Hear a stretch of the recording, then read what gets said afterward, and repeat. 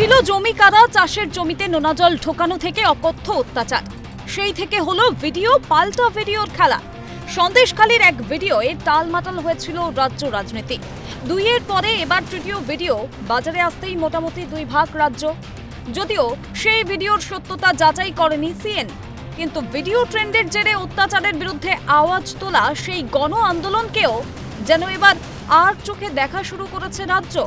সবটাই মিথ্যে, অর্থের বিনিময়ে আন্দোলন, নাকি আন্দোলন দমাতে উচ্চ প্রযুক্তির জঘন্য প্রয়োগ? প্রশ্নগুলো ঘোরাফেরা করছে আম জনতার মাথায়। রাজনীতির আঙিনায় সবটাই যেন গোলমেলে এবার। যদিও সেই নিয়ে ইতিমধ্যেই গলা ফাটানো শুরু করেছে শাসক বিরোধী দুই শিবিরই।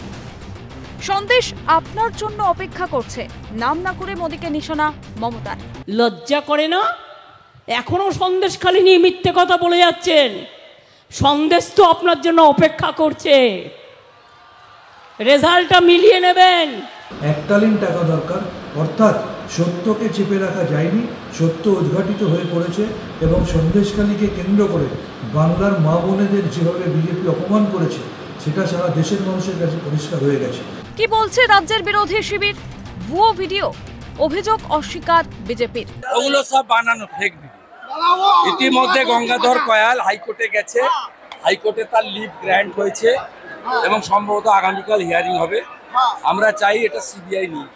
অনেক ভিডিও আসবে যাবে, যেহেতু ওখানে তদন্ত চলছে কোর্টের নির্দেশে, এই সব কিছু তার তদন্তের মধ্যে আনা উচিত। কোনো কিছুতেই সন্দেশখালীর নিষ্ঠুরতা ঢাকা যাবে না, দাবি কংগ্রেসের। তদন্তকারী সংস্থা ঠিক করবে, কিন্তু আমাদের বক্তব্য কোনো কিছুতেই সন্দেশখালী ঘটনার যে নিষ্ঠুরতা, তার মধ্যে যে অপরাধ লুকিয়ে আছে, তার মধ্যে যে নিদারুণ যন্ত্রণা লুকিয়ে আছে, অত্যাচার লুকিয়ে আছে, সন্ত্রাস লুকিয়ে আছে, সেটাকে কিন্তু ধামাচাপা দেওয়া যাবে না।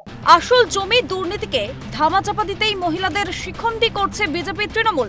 শিক্ষা কর্মসংস্থান থেকে নজর ঘোরাতে সন্দেশখালী ইস্যু, কটাক্ষ বামেদের।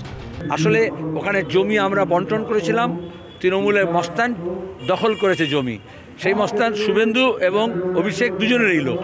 সেই জন্য দাঁড়িয়ে বিজেপি তৃণমূল আসল বিষয় ওখানকার যে অর্থনৈতিক কর্মকাণ্ড, যে স্মাগলিং, যে চুরি জচ্চুরি, যে লুট, সেটাকে আড়াল করার জন্য মহিলাদেরকে শিখণ্ডি হিসেবে ব্যবহার করছে। রোজ একটা ভিডিও বেরোচ্ছে, আবার তার বিরুদ্ধে একটা ভিডিও, তার পাল্টে আরেকটা ভিডিও, তার পাল্টে আবার একটা ভিডিও।